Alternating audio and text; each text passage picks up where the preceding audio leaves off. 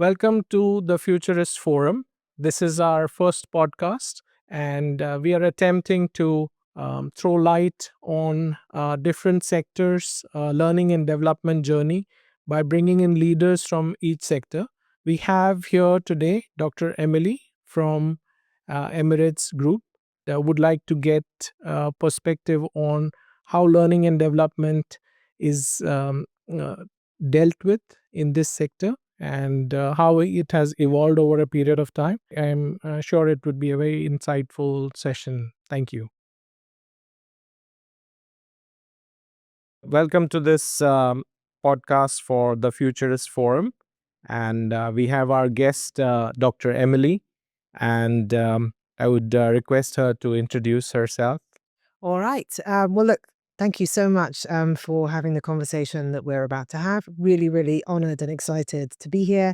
My name's Amelie. I have been in business and kind of obsessed with organizational transformation for the last nearly 25 years. I've been variously in M&A, in consulting, and I've been a CLO, a Chief Learning Officer, Global Head of Skills-Based Organization. My work kind of revolves around strategy and innovation and leadership. And I've worked across a number of different sectors, including banking, aviation, FMCG, and big tech. So really, really excited to be here. Thank you for joining us for this podcast. And I've gone through various instances where people typically join a particular stream and then build their career in that. Whereas in your case, you have a very unique experience of working with an executive education, head of an executive education company, and then also working with banks, which in my sense, it's probably maybe those were your clients, not necessarily in the same market, but in different market. And you've seen the business side of it. And then now probably working with an institution as a chief learning officer.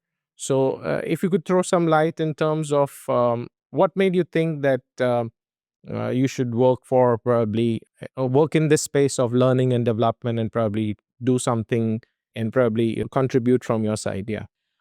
So great question. I mean, to be very honest with you, I never really thought that that's what I wanted to do.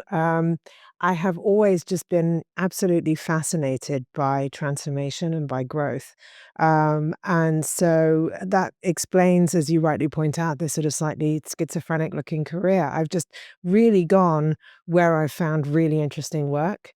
That was the very first job I took was in 1997 on an Asian trading floor in the middle of the Asian financial crisis. And, my parents thought I was completely nuts. So like, why would you go there? And I just was absolutely enthralled and really curious to understand what was going on and how could I better understand it. And actually that pattern of choosing what interests me and where I think is exciting that's been the same pattern I've followed throughout my life. So that's why I have ended up here. I can think of no other more interesting place to be in the world right now than here. I can think of few other interesting kind of emerging economies to be in and to try and play in and observe and look at right now. And I can think of no other interesting role than to be a leader right now in this space, right? So it's an intellectual enthusiasm, it's an excitement. Most of all, I think it's a real energy behind the kind of ambition that we can see in the region at the moment. Right. So I've just chosen what I think is cool, basically, at the time. Interesting. So what was it that probably changed in you as a person when you probably went from a role where you were in action on a trading floor to probably on the other side where you were probably heading probably one of the premier executive education learning entity. So what trait as a person changed in you, and then what did you see? How did you see things differently from probably when you were in action on a trading floor or in a banking domain? Yeah, to probably in a learning role. Um, so what I learned on a trading floor, I was not a trader. I was there to research and to observe. What I learned on a trading floor actually has been very consistent throughout my whole life, which is in the moment of great turbulence, there are basically two types of reactions that you can observe. One is not being able to fully understand the end-to-end changes that are happening very quickly in front of you, and therefore you kind of pause and wait for the music to stop before you decide what to do next, or you try to avoid any further losses by kind of dumping stocks, dumping currency, and as I saw it in 1997. Um, but you can see actually similar behaviors today. So that behavior, whether you're a leader or a doer, I've seen. The other behavior, which interests me more and which I've been a huge proponent of, is seeing the same data set of turbulence and saying, okay, where's the opportunity and how do I craft a way forward? And I think probably that's what enabled me, in addition to have amazing leaders and amazing team members, that's probably what helped me to have whatever successes I have had personally in a leadership role, right? Is always trying to reframe the data set and look for opportunity, not in a kind of toxic positivity, Mary Poppins way, but really realistically looking at data and being in a very disciplined sense in pursuit of opportunity. The difference between being on the trading floor and being a leader is the weight of responsibility is suddenly a huge, right? So I lived through, as a consultant with teams, the global financial crisis, where, if I didn't put in every extra effort, it would have meant having to lose someone or losing enough business that, we would go under. And so I think when you've experienced the fragility of the world that you're in, you carry close this idea of being responsible for the growth, not just of yourself, but actually of the people around you. I guess one more thing I'll say on that, and then I'll be quiet. Is I learned in the global financial crisis, in spite of the weight of responsibility of leading people, that it was more important than ever before to always be truthful, especially with your clients, about where you see weakness and where you see opportunity. I observed a lot of people heading up to the global financial crisis, especially in the banking sector, with a lot of hubris, with a lot of, excessive praise. And I observed a lot of those same people being dragged up on stage when things were really bad and saying, well, how could you possibly have allowed this to happen and been in praise of this, all of the situation as it unfolded. So I carried with me a huge sense of responsibility to develop others and to try to protect and grow others. And then second of all, a determination to always be truthful, no matter how popular that would make me, either with my clients or with my eventual bosses. Mm, true.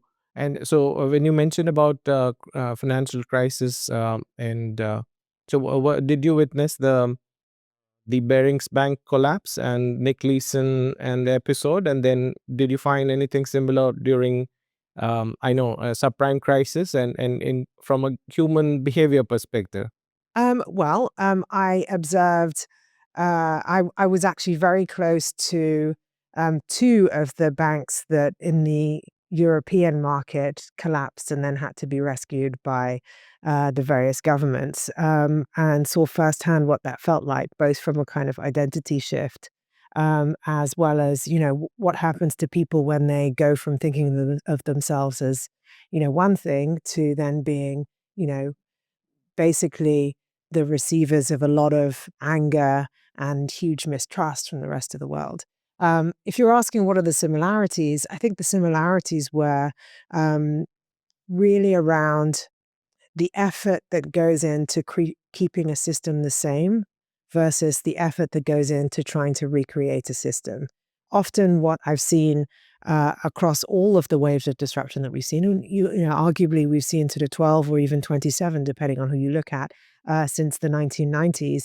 Um, there are typical behaviors of people who um, do these kind of what you'd call in the West a Hail Mary bet, to try to bet bigger and bigger and bigger to consolidate the power that they think that they have already and to keep the system that they understand and where they know how to create value. And unfortunately, it's those Hail Mary bets. It's the when you find yourself throwing sand in the system instead of being able to prune your own business, that it tends to lead to trouble. So one of the big lessons I've learned over the last 15 years in particular, as I've surfed the digital transformation wave and then the sustainability transformation wave, has been this idea of constant harvesting and pruning and a willingness to reset at the phenomenological level.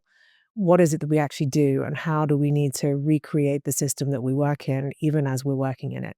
That's very interesting. In fact, it made me think I mean, one is an external environment which triggers companies to respond to things. And you've seen that element of it in a leadership role. So, if it comes to, say, learning and development, how do how do you, as say, head of any company, know what skills or what is it that you're going to prepare your people for? Is it more through an approach where the regulator comes and puts a stick on you that get the compliance training done, and those are only mandated ones which people look at? Or is it something which uh, I mean, you as a L&D head would probably think, maybe based on the research that you see or the changing trends that are there, like from a crisis that happened, maybe what would be one initiative that you would have probably thought of, that if these people knew these things, probably this would have been prevented? Of course, I mean, you can't prevent the entire market from doing something, but at least from your company side, you could have prevented it. So as an L&D head, how do you prepare, what should be the skill sets that your people should be prepared for? So your question is a very good one, right? Which is, what are the skill sets that you need, and if you had them, um, would it have helped manage some of these crises, if not avoid them? And I think from a learning point of view, you kind of have to take two different perspectives simultaneously, which makes it quite hard. One is raising the floor, right? And there's no question that all of the compliance learning that you mentioned, all of these skills, you have to have a base level, right, in order to be performant. My concern is that a lot of companies get very distracted by kind of reductive skill development, but they forget that in addition to raising the floor, you also have to raise the ceiling. And by raising the ceiling, what I mean is those transformative system level capabilities also need to be built. Problematically, we're very good at consuming like snackable mini skills. The evidence so far that I've seen is that actually, if you don't create the system that you want people to live in, those skills are completely redundant, right? You can take the best performing relationship manager, put them in a new company or put them in a new team, and they will fail. And it's not because the team's horrible or you haven't set the system up right. It's because if you only build skill at the individual level, you will never get to the collective system answer. So, to your question, in terms of raising the floor, I mean, there are a few big bets that I've taken in all of the companies that I've worked in that I think have been very worthwhile. Understanding and practicing kind of modern takes on innovation, really important. Understanding and practicing modern takes on risk and business acumen. Understanding and practicing modern takes on leadership, so like basic self awareness, basic interaction, basic partnering, which is going to be really important. Looking at AI and digital and data literacy. I'm not saying that everybody has to code, but actually you have to understand how you can use AI, for example, to rewire a business model or rewire a process, right? As well as to make yourself more productive.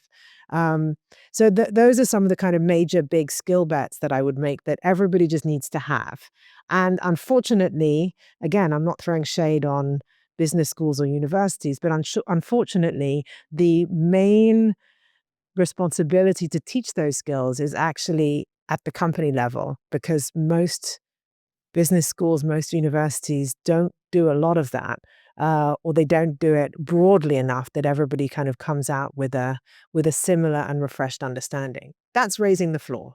That's not enough. Raising the ceiling is more interesting because it's hard in a big complex company to find the space to collaboratively problem solve around complex problems, right? We're very good at problem solving when there's a challenge that needs to be fixed in the short term. We're very good, most companies are very, very good at kind of code red problem solving, bring people in, skunk works, agile, fix it. Um, where you struggle anyway as humans in terms of our preference, and where we really struggle when we're in a time pressured, cost pressured environment is to find the space to bring enough people around the table to talk about the foundations of the business. One, why are we in business? Who should we be working with that's different? What should we be doing with our current customers that we don't currently do with them? How should we be reconsidering our current customer portfolio and dividing between owned customers, accessed customers, enabled customers, and ecosystem customers, right? That conversation about what do we really understand that's happening in the world and how do we want to use those insights to reconfigure who we serve and why needs to happen. The next conversation that needs to happen is, right, well, if we really think differently about what we are going to be as we continue to grow, what does that mean about the human capital systems that we have? And again, maybe that masquerades as a strategic conversation. I happen to think it's a learning conversation, to say, right, well, where does expertise help us? And where should it be located? And how do we use it within the organization? And where inevitably are we going to have to partner in order to really help ourselves grow in a proper way? And again, I think this issue of expertise that sits outside the organization, of defragmenting what is, in most cases, a very fragmented organization, organized in a sausage factory in a very kind of linear way, and reorganizing it in an ecosystem where I own some but not all of the assets, some but not all of the resources, and some but not all of the customers. That conversation can't happen in skill building micro sessions, right? That's a transformative conversation. But that's the learning conversation that really performant leadership teams are having at the moment. And I think that's the one that you can see the result of when you look at the D33 uh, um, ambition here, and how much the ecosystem way of thinking has kind of permeated this region.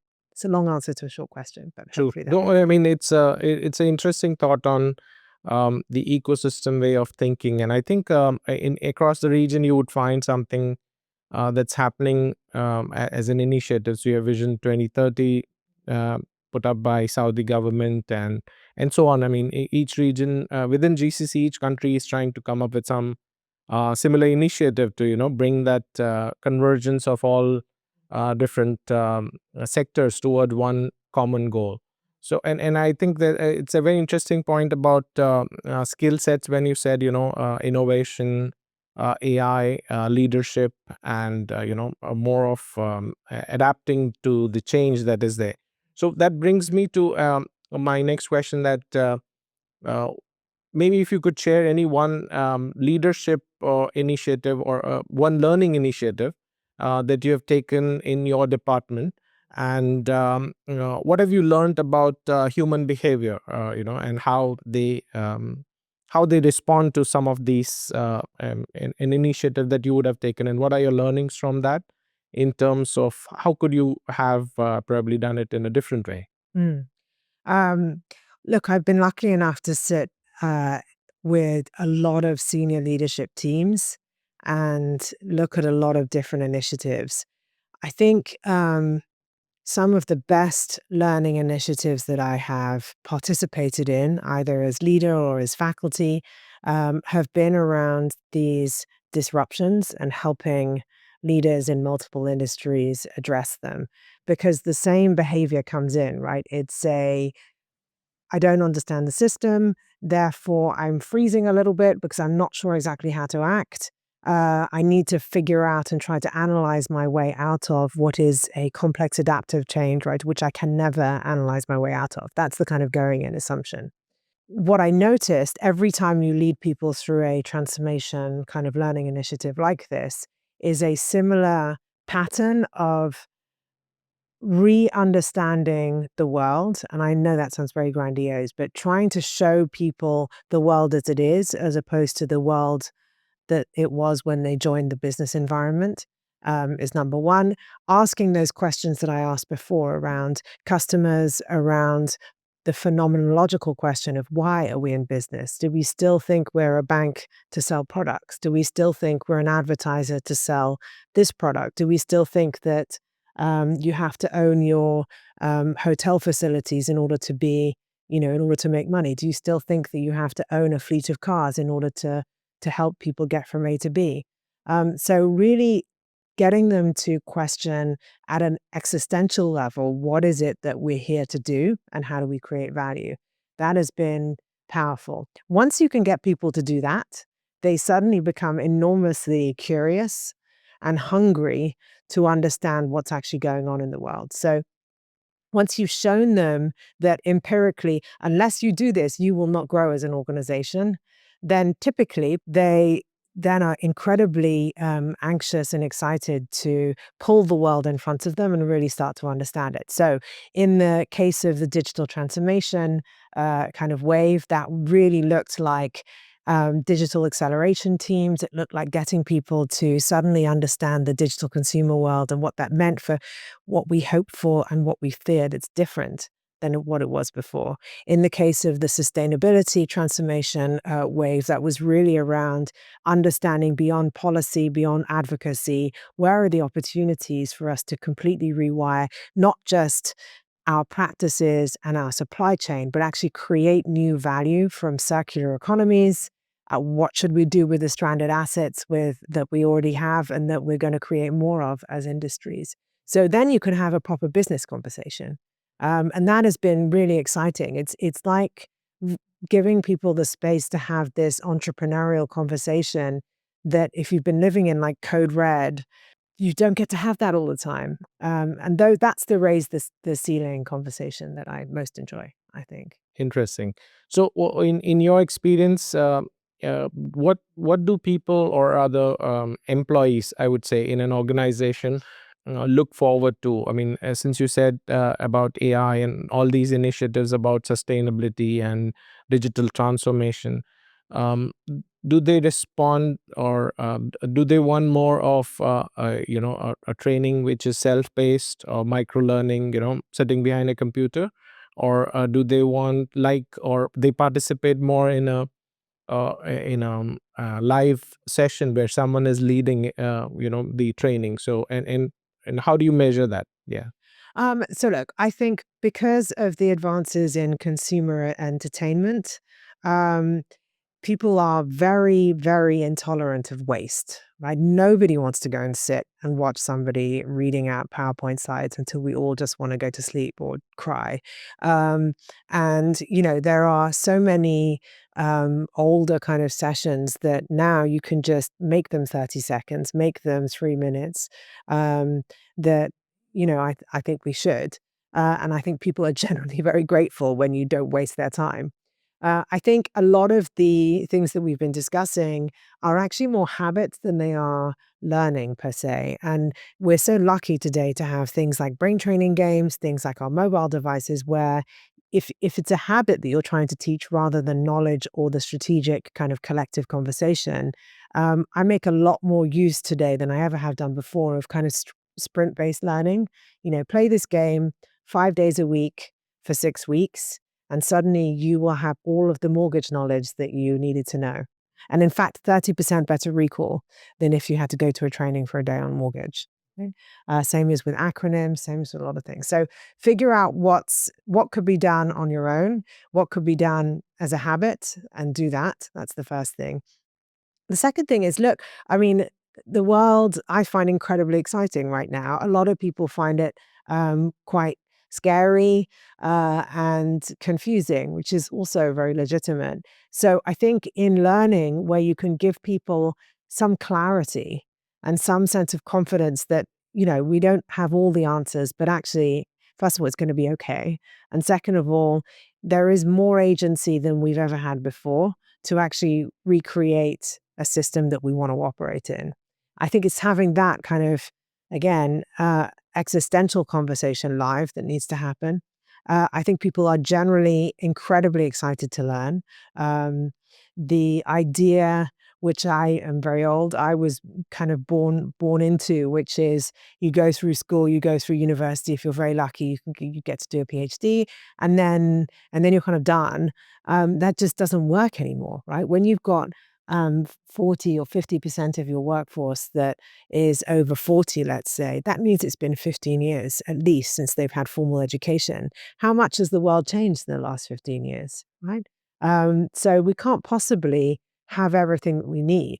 And you can't fill it in with little skills cookies. There needs to be a kind of proper systemic conversation, I think, much more regularly as the pace of change accelerates.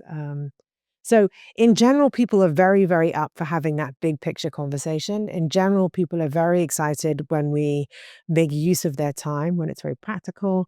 Um, I think in general, people, on the other hand, are intolerant if you're wasting their time, if it's low quality. Um, and that not only goes for, is the person talking high quality, but also are the materials high quality? If you think about how beautiful our computer games are today, and if you think about how easy it is to go and listen to the best speakers in the world, like you better be on your game. Otherwise, people just get up and walk away. I mean, having been exposed in two of the companies to leaders who are so demanding that if you were boring, they would just get up and leave. It's quite a harsh lesson to learn, but it's a good one, right? So this idea of a university lecturer delivering the same lecture for 50 years, it just doesn't work anymore. It just doesn't work. So there's a pressure to be fun, there's a pressure to be engaging, there's a pressure to be practical and relevant. But actually, I've found people more than ever super enthusiastic to come and learn. Mhm. That's interesting. So, what do institutions, really want in people? People who think, or people who don't disrupt the momentum?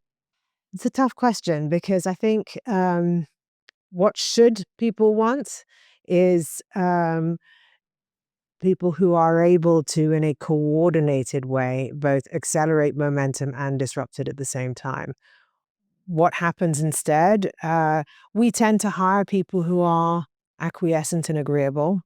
Or if we hire people who are um, disruptive, it becomes quite difficult for those people to be disruptive if that's just a personality trait in an overall system that prioritizes acquiescence, right? So the question is quite a philosophical one. The biggest challenge I've seen with this, and I think it's an unintended consequence, is you get leaders who have been promoted until they're nearly at the top and they've worked so hard for 20, 30, 40, 50 years. They've really, really worked hard. And they're now in this final stage of being, succession for the very, very top roles. And they're so close that on the one hand, they feel the pressure to innovate and strategize and to do something completely different. But the more conformist you are, the more likely it is that you get the successor role, right? The role that you're applying for. And I think there's the pressure I think every leader has to, in themselves, balance the pressure to conform and to be of the system and the pressure to disrupt. You don't want someone who's just going to be self-appointed devil's advocate. You don't want that. But that's where the organizational systems for innovating have to be, I think, and I say this with great respect, I think they have to be a lot better in a lot more companies than I've seen. They have to be a lot more disciplined. You can't just throw innovation over to some dusty center somewhere or some group of people with, beads and bean bags. Like it has to be part of the core phenomenological performance conversation that you have on a regular basis at every level in the organization. I think when you do that, then you have this constructive disruption as opposed to just disagreement and sabotage. Mm, true. In fact, I have seen some of the most regulated sectors, banking, and I've seen banks struggle with this, thought of having disruptive thinking and trying to make people be innovative. So, but then I think they have very conveniently outsourced that job to one department called innovation, which does something somewhere in the corner, and then probably whether they adopt some of these things or no, it's a choice. But the harsh reality is, in as you mentioned about digital transformation and the market there are other players who will come and disrupt them if they don't change. So from a company perspective, though you want more people to fit in that role that you have created, but it's very important that they change, and which I think tech companies like Google's and others have adopted well. But I think many traditional entities are still trying to learn this trait of business, I think. I think so. I mean, it's the challenge of, on the one hand, the need for greater expertise than what we've ever needed before, and then on the other hand, the temptation to fragment that expertise into different divisions. Right? When you create divisions, the interfaces are the things that are the problem. It's not the people and their expertise. Actually, most leaders that I work with are incredibly innovative and incredibly passionate about succeeding and helping their clients and performing and all of those things. So it's not a capability problem at an individual level. It's a systemic challenge. Um, I've been doing a lot of research at the moment. As I told you, I've been writing this book about convergence and growth strategies. And what is coming out for me in all of this research is this need to really rethink a sort of multi-horizon strategy and to build instead multiple speeds at every part in the organization. And that kind of turns on its head the traditional divisions and structures and all of our thoughts about expertise. I'm not saying that people don't need to be expert. Actually, it's the reverse. But then how do we coordinate and organize so that they can actually work together? As opposed to cooperate and just be nice to each other. And I think when you create the system that works like that, whether it's fungible teams, whether it's agile teams. I mean, there are lots of actually models that work. I think you have a greater chance of building innovation at the heart of the customer, which I agree with you. You're very right. I mean, if you have one team set up to protect the status quo, and that team brings in the most margin, that's the team that's going to want to preserve the status quo no matter what, right? And so the poor innovation people with some budget, what can they do? Um, I also think on a related note, what I've seen a lot is this thinking that we spend 65 to 70% of our investment of our capital allocation on keeping the core, right? On faster, better, cheaper in the core, and therefore everybody in the core knows what they're doing, and you don't actually need to engage them in the strategic conversation until they're quite high up, because I just want them to do their job, and if they can do one more hour, make another call, right? Do one more thing. Then there was this idea that we'll spend a little bit more time and we'll have sort of agile teams that will do customer expansion. And then we'll have, as you said before, an amazing but very small team focusing on innovation. Either we will sponsor a portfolio of kind of startups, which most of them after 2, 3 years then don't get killed off, which is the other problem that I think a lot of companies have. They sponsor all these things and um, they don't prune them more as quickly as they maybe ought to. But what I've seen in my research is that this idea of kind of preserving different speeds really doesn't help companies to grow in the long run in this kind of convergent economy. And so, what can we do to actually bring, as I said before, the idea of net new customers, existing customer kind of revolutionary growth, and customer portfolio differentiation, I guess, right into the core of every conversation that we have? As if we don't have that, the company will just kill it. Hmm. True. Very interesting. And if maybe extending this thought, if maybe you were appointed as a consultant to say or CEO of maybe a bank or any company, what are the three learning initiatives you would recommend them to take in terms of for an organization? And on the other extreme, if there was a young graduate who were to join any sector, say banking or any other sector, what are the three skills that you would advise that person to probably learn? Great. That's an amazing question. Thank you. So, the first question, as a CEO, what would you make everyone do?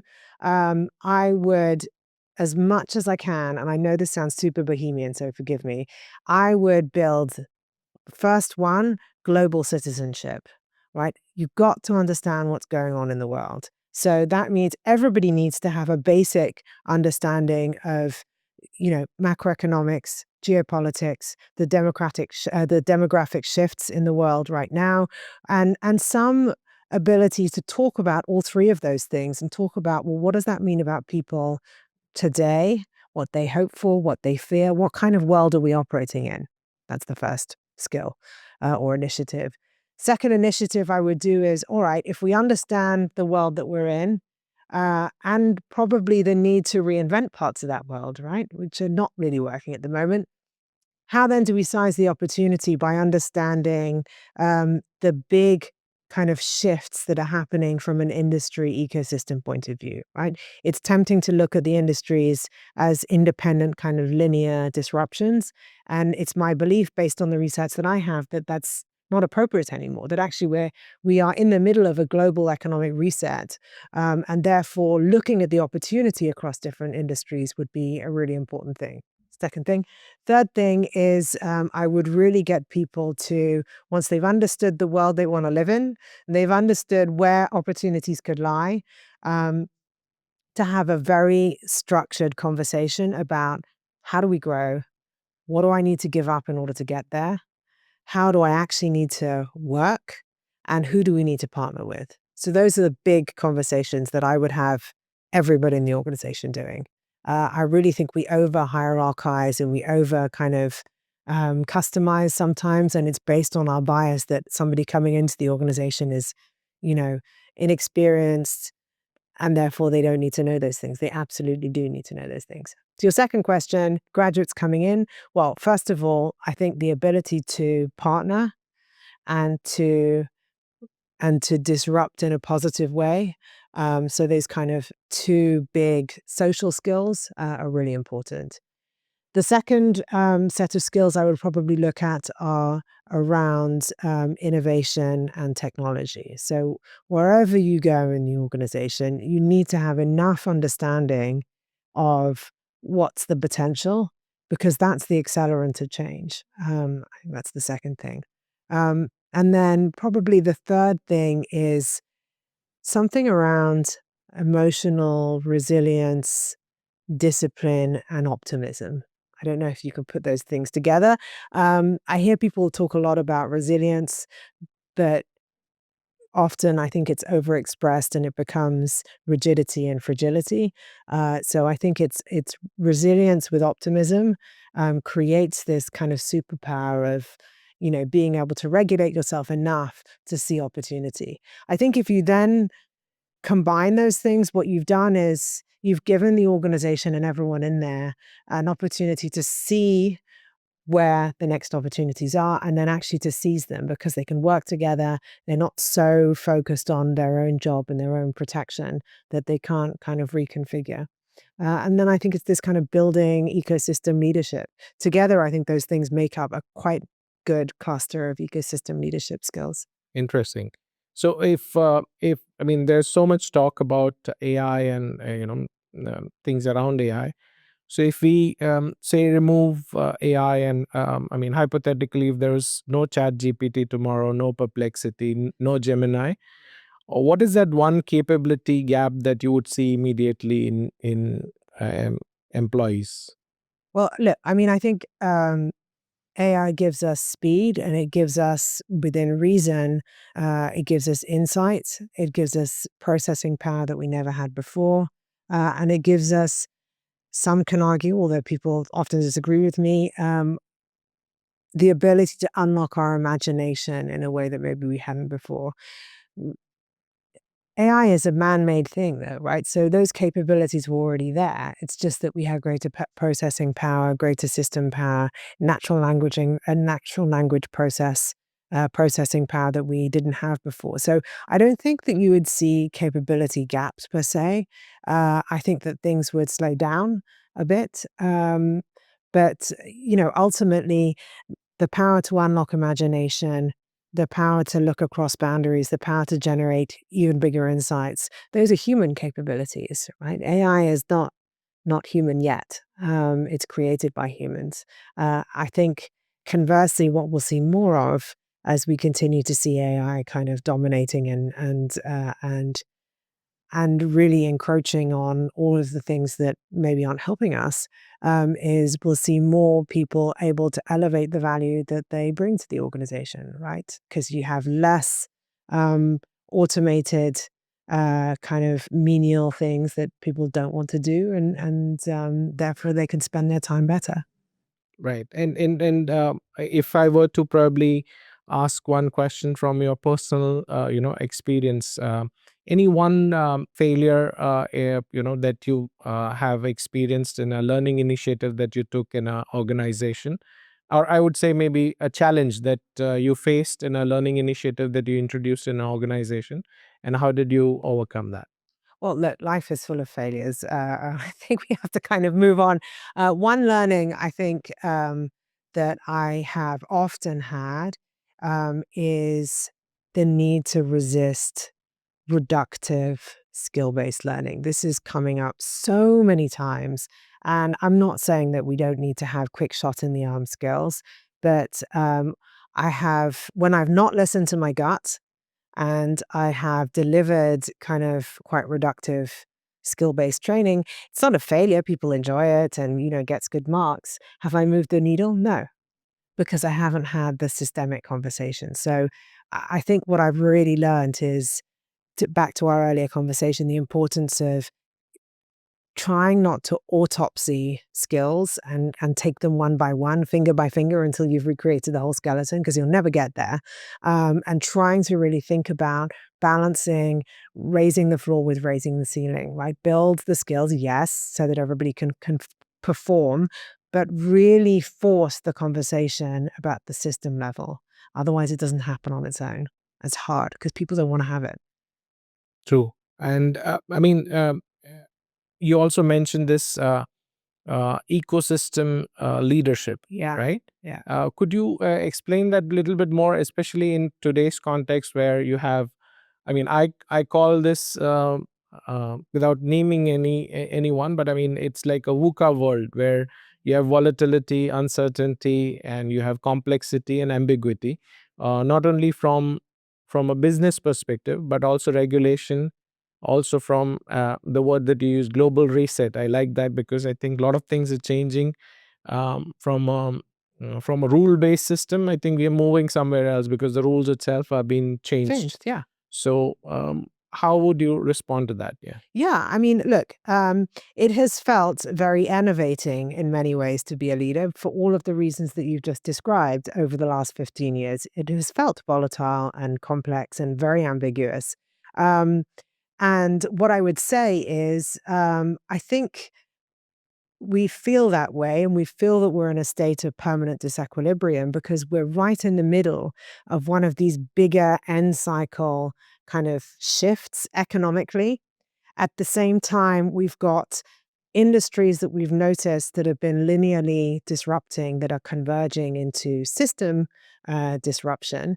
And what I would say is, as much as it's innovating, remember physics, right? Order leads to entropy, leads to a new system. So now what you can see is, for as many industries that are falling off a cliff, for as many ways of working that are not working, there are winners. There is growth. There is opportunity. Um, and so ecosystem leadership is really a collection of conversations that need to happen at the moment that haven't been connected before because it's systemic, not linear. It's partnered, not fully owned. And it requires us to, at a phenomenological level, as I said before, really think about what's the world we live in and what do we need to fix? What kind of reinventions need to happen? So an ecosystem leadership mindset is one of building. It's one of partnership. It's one of understanding how to talk about value in a way that we haven't talked about value for the last 20 years because we've been busy thinking about customer acquisition costs, margin, cross-sell, capacity management, capital reallocation, cost of productivity. All of those things are reinforcing the system that has now reached the tipping point where something new is coming. But I look at the growth in the new industries that are emerging, and it's extraordinary. I mean, as a bank, what a privileged position um, to be in, where your top clients Maybe they're resisting this big change because they don't yet know how to make money, but they have 60 to 70% of their business will be stranded assets. As a bank, what can you do to help monetize those stranded assets in a completely different way that you never thought about, right? What do you do if you're serving an energy company that's looking at the oil and gas business right now and going, okay, now I've got all these offshore facilities or these onshore facilities. What do you do with all of their space? What do you do if you're, financing an agriculturalist with, loads of cattle, and actually it's quite feasible that we can make our own proteins locally. Like, what do you do with the land? What do you do with the cows? What do you do with the vet industry? So you can either view those as horrific, panic, volatile, chaos points, or you can say, this is a seismic change. Where's the opportunity? How do we help people to transition from A to B in the right way? And I think that's that ecosystem mindset of thinking differently about value. I don't know if that makes sense, but that's No, kind of I think it connects all the elements that you meant. I mean, we have discussed over a period of time about disruption and the way you should respond to it. So I think you've connected all of them very perfectly. If I were to probably conclude and ask your final thoughts on this very interesting aspect of change that is happening in the global order, and if you were maybe giving this advice to the top management, what is it that you don't want them to do? Like, because we have discussed so many things about what they should be doing. yeah. What is it, one advice that you would give to a leader that they should not be doing? I think really stop trying to reinforce your old biases. Think about when you joined the world of work, think about what that means for your first 15 years of business decision making, and think about which of those biases need to be challenged.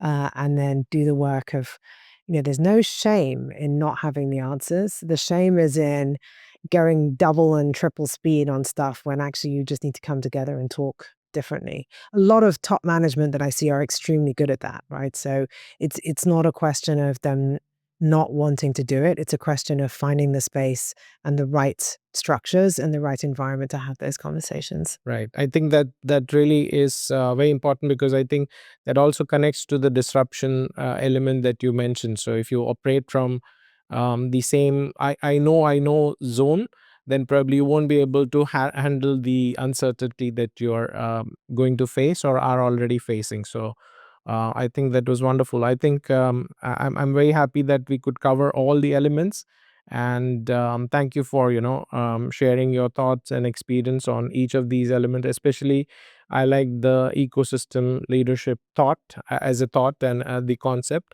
And I think I can also relate to that in the world outside, where you see companies who are not related to each other are also collaborating and trying to operate and create a kind of a new challenge for business. So that's a very interesting observation, and I think there's a huge scope in terms of development in this space. And I think I look forward to this book that you're writing. Thank you. Have you thought of a title for this? Well, it's something around convergence and strategies for growth, but I'm trying to keep it very simple at the moment. I'm in the final stages where it's in editing. I'm getting a lot of great feedback, which is really useful. And it's the sort of most agonizing phase because you've got everything down and you're just really wanting to make it as good as you could possibly make it. But I will send you a copy probably early next year. I look forward to it, and thank you for your time. And I really enjoyed having this conversation with you. Thank you. Thank you so much for having me.